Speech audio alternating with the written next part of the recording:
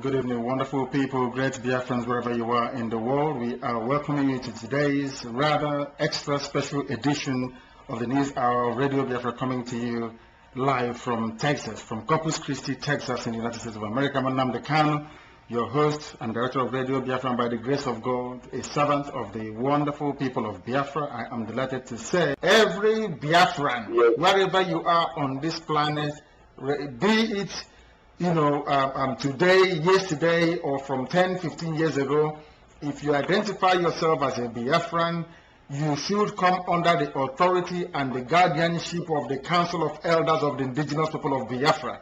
We have a de facto government enshrined in the Constitution of Nigeria by virtue of the fact that we are seeking to deploy customary laws as a way of governing our people. So we can have a Biafra. In fact, we have a de facto Biafran government as we speak, headed by His Royal Majesty Honorable Justice Ezozobo, retired. Go and register and be a part of what Radio Biafra is doing, which automatically entitles you to become a Bilie Human Rights Initiative member.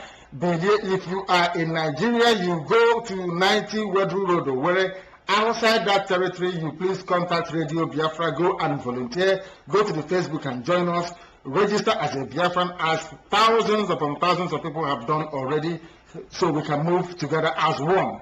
The entire Biafran family will be united under the leadership of the Council of Elders. I am not leading Biafra, neither is my team at the entire board of the Radio Biafra editorial board. We are not leading Biafra, neither is Bilie leading Biafrans.